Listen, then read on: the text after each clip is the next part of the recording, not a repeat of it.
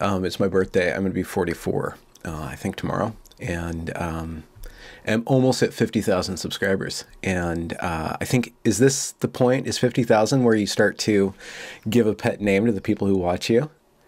What should we call each other? Benjamin's what? That Benjamin Owen guy, he has bears, you know? Should I do some sort of animal thing? Weeble Wobbles or something? I don't know. You guys, you know, link in the comments or report in the comments what you guys would like me to call you. And it's got to be the right measure of annoying and catchy so that we can really make it a meme, you know, that would drive more sub counts. I don't know why I want a sub count. Like, I don't want to get too big.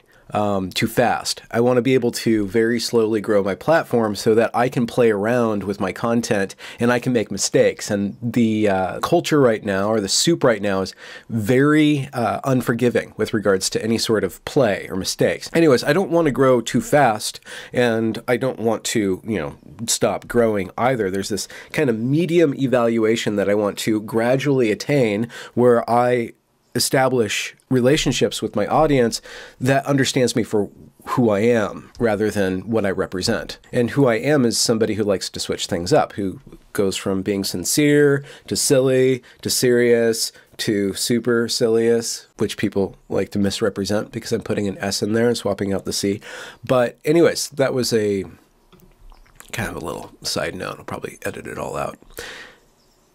Okay, so one problem with reporting on internet asshattery is that there's so much internet asshattery that you can just, you know, be making hay out of just some idiot's opinion. However, at certain points, there's enough idiots holding enough of an idiot position that you need to report on it because it's actually a pattern in the soup. It's something that's shaping the ways in which people behave. And I wanted to read this advice column, which is lowly stuff. It was printed on the Daily Dot, and it's written by Naomi Reghae. It's called Swipe This. And the question is, why hasn't my boyfriend made a Black Lives Matter post? Positive allyship or white discomfort? Now, this is just a sampling, and it's really idiotic in and of itself, but I really do think that this is evidence of what I've been saying about the peer pressure towards allyship and the ways in which this certain woke Black Lives Matter themed dogma is forcing people to behave in a certain way and to police each other's behavior in a certain way and to police their own behavior in a certain way. I really do think that it is widespread among the youth right now, and it is really destructive to positive mental health. It actually decreases one's ability to have a good experience in the world. So here's the question. Dear Swipe This, what is your opinion of the importance of a main post on Instagram during this revolution? By the way, this was published on July 5th, 2020 at 8:30 p.m., so it's pretty fresh, if you're watching this video freshly. I've told my boyfriend twice that it makes me uncomfortable that he hasn't yet made a permanent post on his Instagram about Black Lives Matter on Instagram.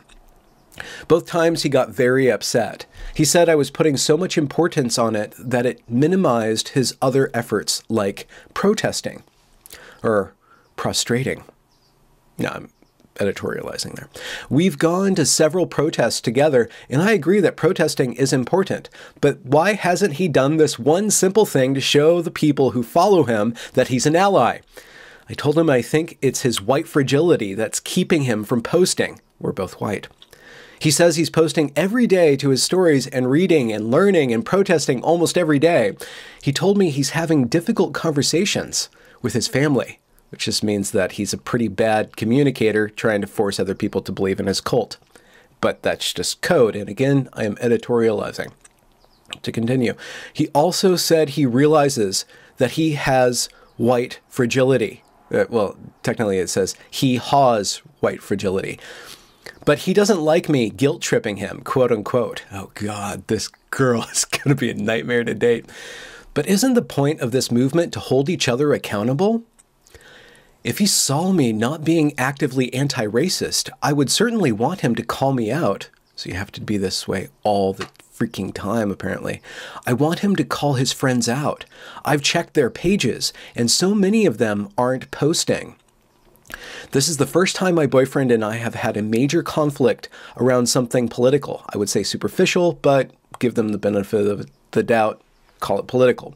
We share beliefs and values, but do you enough? Even though we are raised in conservative small towns, this probably goes some way to explaining their naivete, we're both very liberal. He's anti-Trump, and he is usually open to conversations about feminism.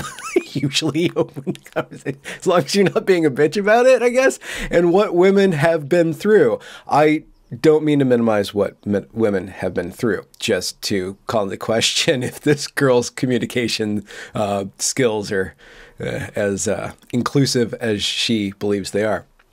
To continue, I'm just angry that he doesn't see how important it is to speak out right now. He's speaking out all the time. He's protesting. I think silence is really dangerous, and it scares me that he doesn't want to be more vocal on his main page where lots of people can see his beliefs. He is a white male living in an extremely racist country. Oh my God. It's not that bad, kids. Whoa. And I think it's time for him to speak up. And I'm not saying that there isn't racist currents or racist incidents in this society, but this society is probably one of the least racist societies in all of history. And this is what happened at Evergreen. This is what happened at Evergreen. The most progressively anti-racist school was accused by the people it taught of being on par with the KKK and the Nazis. And even the teachers thought that they weren't being anti-racist enough, that this is an incredibly racist system that they're in. Even though everybody was on the bandwagon of being anti-racist. Well, anti-racist, which they perceived to be anti-racist, which turned out to not be the case. If you see how racist this kid is locked into, this whiteness kind of anxiety. White anxiety. That should be the title of this episode. I should also mention that my boyfriend is a photographer with a substantial following, so it's not like this post would just go out to a few hundred acquaintances. He has several thousand followers, many of whom look up to him, and I can't help but wonder if they're noticing his silence, too. He has a platform. I want him to use it! There's an exclamation mark there. Why won't he do this extremely small thing that could speak volumes to so many people? Sincerely, saying no to silence. Dear saying no to silence, I agree with you. We cannot be silent. We, especially white people, and those of us who benefit from white privilege, have to be vocally and actively anti-racist. We have to demand justice. And not just for another month or another year, we will have to do it for a lifetime. If you look at the history of racism in our country, this work is long overdue, but change will not come overnight. So why are you fixating on an Instagram post? Do you really believe this is what will create a more just world? Or are you simply focused, as white people so often are, on your own discomfort? Maybe you think of the main Instagram page as a profile. So making a statement there would be a way for your boyfriend to pledge his commitment to this movement. Or maybe you want to be able to identify him as one of the good guys. Perhaps, since you're snooping around on his friends' pages to see what they're up to, you're afraid that people will see him as a representation of you, and you can't bear the thought of being seen as an imperfect ally by association. Maybe your boyfriend shares your fear of imperfection, and that's exactly why he hasn't posted. Maybe he's afraid of getting it wrong. Maybe he's unsure of what he wants to say or share. Or maybe, as a privileged and protected white dude living in America, he understands that right now he needs to listen before he speaks. Trust me when I say that no matter how many posts you or your boyfriend make, you will still be wildly imperfect. And that's okay. This moment is not about striving for perfection. It's not about you getting a gold star for being an ideal ally. Okay, hold on. This fucking gold star analogy is popping up everywhere. I don't think you're redeemable in racism. I don't think in my lifetime any of you are going to get the gold star. If everybody's repeating the same language over and over and over again, it's a freaking cult. It's a cookie cutter philosophy. You just like, you adopt all these phrases and then you just organize everything into this kind of batch worldview, and that's what we all do, right? But it really shows if everybody's using the same kind of dried up cliches to get the point across, there's something dead already in the movement. There's something that's disallowing people to think outside of this very narrow channel, or there's enough accumulated tricks in this ideology that you could actually live it out for probably a month or 2 months, or maybe even a lifetime. You could, I don't know. See, this is the question. If this is going to be a viable religion in the world, if woke dogma is going to be a religion, it needs to afford people a certain breadth of experience and expression for it to, foment actual, kind of positive culture. It doesn't have any of that positive culture coming out of it yet. I would argue maybe there's some songs or something. I think there's people who are cultural creators who are producing things for it, but I don't know if this groundswell, this new cultural revolution necessarily has what it takes to be a viable, kind of statewide or worldwide, worldview, because it is so freaking restricting. And furthermore, it's already using so many dead terms. To return, let's see if I can find that voice again. It's about committing to the lifelong work of showing up. Again, showing up. What does that mean? Showing up. Like getting to work on time? These kids aren't doing that right now. It seems to me you have started this work. But what happens when this moment passes? How often will you donate your time, money, and energy to the cause? And for how long? Will you bring the same passion to anti-racism that you've brought to your boyfriend's Instagram presence? You wrote, "Isn't the point of this movement to hold each other accountable?" That is such a small fraction of the point. The goal of this movement is to tear down the systemic racism that has abused, assaulted, and killed Black people in this country for centuries. The goal of this movement is to understand and unpack, keyword there, the ways in which we have been complicit, again, another keyword. The goal of this movement is to build a nation where Black people live in dignity rather than fear. Now, to be against that is to be a bad person, right? I mean, that's the core, right? Why would you not want to be in a just society? I'm not arguing against justice. I'm arguing against cult-like behavior. So that's the explicit point I have to make in every single freaking video. Because people are like, oh no, you're going to be alt-right, or you're giving fuel to the alt-right. No, listen. This movement will create a very strong, radical, white, racist, identitarian group. It's making that. It's creating that in the process because it's adopting certain civil rights goals and perverting them into this completely anti-civil rights, identitarian-based dogma. That's what it's doing.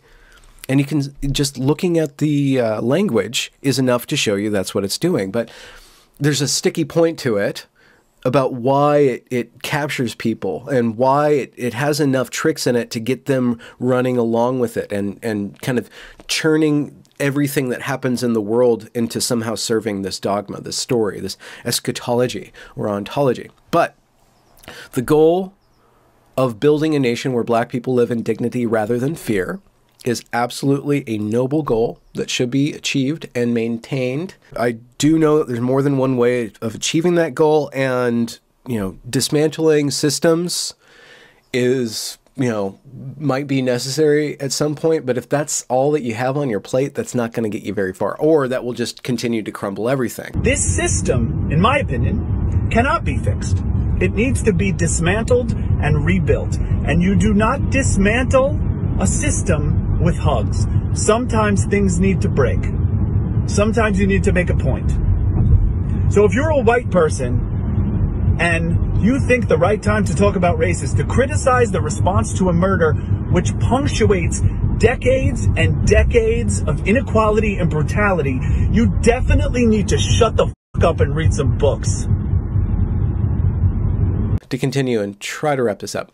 I commend you for having an uncomfortable conversation with someone you love, but I think you need to take a closer look at your own discomfort. By blaming your boyfriend for not doing enough, do you get to avoid inspecting your own choices and your own shortcomings as an ally? So she said earlier, nobody's perfect, but there's still that constant process of breaking yourself down over time. And young women, I think, already do this. They ruminate a lot all the time. They ruminate about their appearance. They ruminate about this thing and the other thing. I think everybody does it. I know that women have a particular propensity to do that. I myself, probably in one of my more feminine aspects, do that as well. I have a lot of rumination capacity that I just kind of go over my experience over and over and over again. I've been dreaming a whole lot about Evergreen and George Bridges for some reason right now, and it's kind of getting to me because it's very anxiety making. Anyway, so this dogma of constantly investigating yourself will lead to you investigating everybody else around you. You're just going to start to adopt that mode of interacting not only with yourself, but with every phenomena in the world. That in and of itself, that constant examination for bias, for shortcomings, will absolutely drive you crazy. Plus, it's a complete waste of time. It's a complete waste of time. Like she said earlier, are you donating your time and your money and your resources to this movement? Which, if you're going to do that, I would think it's the responsible thing to do to actually investigate what is being done with the money, time, and energy that you're putting into this thing. But that's another point. To continue, instead of investing in petty quarrels with your boyfriend, consider more constructive ways to use your energy. Talk to him about the materials he's reading. What is he learning? What does he want to do differently? What does he want to share? And more importantly, what about your learning, your choices, and your ability to share your own growth? And then there's a bunch of books that you should read and a list of Black-owned bookstores that you should patronize. To wrap up, I myself am certainly not a perfect ally. I cannot offer you a roadmap for this revolution. I cannot tell you how long the journey will be or what other obstacles we'll face along the way. But I can tell you this. If you're in it to win it, you need to check your ego at the door. That's a red flag right there. Just like kind of, I understand that. I understand the need in every endeavor to kind of check your ego at the door. I understand that. But tied to that ego is your self-awareness. So you're actually checking out your self-awareness and just adopting all these books that they want you to read, which I've been covering. And we can see how those books make adults act. And I've already shown you through my Evergreen coverage how this way of thinking makes students act. The way that the people who adopt this act is absolutely horrendous and off the charts insane. And if you're checking your ego at the door, you're going to have no shame, and that having no shame is going to lead you to completely just acting so wild because you have no self-reflection holding you in check. Seriously, I'm going to wrap it up here. Social media is an incredible tool for connecting and sharing vital information. I hope you will keep posting and keep sharing. But if you're looking to create a shrine to your own goodness, you're doing it all wrong. Give yourself permission to be imperfect. Let your imperfection fuel you to keep learning, to keep fighting, and to keep striving for better. Whew! Twisted stuff. Anyways, this is the stuff that's taking over and just completely co-opting so many mind cycles of so many people. I think it leads, as I've said, and as I've shown, to absolute madness. That's my argument. I post this video today about this piece of ass hattery to show you that this is actually the current that is fueling one section of activism right now. And that would be the youth hyper online people right now are being policed. It's kind of a peer pressure, a peer ally pressure to, you know, kind of get entangled in all these snares of seeking a gold star, but not seeking a gold star, checking your ego at the door, right? But still striving to be perfect, never being perfect, striving to be perfect, constantly striving, constantly reading, constantly learning, constantly growing along this thing. And what does it actually do? What does it actually accomplish? More and more protest, more and more peer pressure. What is the actual goal? Does this actually lead to people actually being fair and honest, bright, hardworking human beings? That is the question. That is not the stress of this stuff. This is about being a perfect ally. This is being a good follower of this thing. It's not about the core values. What are those core values? Yes, it's making a world that's better for everybody and is no longer entirely, always has forever been racist, you know, society. It's about redeeming this fallen world, redeeming yourself in a fallen nature. But I would argue it does not center values of forgiveness and of love, again, of hard work, and of, you know, actually producing real results in the world, building something that is good for you, like your life, building a good life for yourself that has enough resources in its domain that it can actually make good life for other people. That's that. Thanks for letting me ramble on a Monday morning. I will talk to you soon. This is Benjamin Boyce. Sayonara.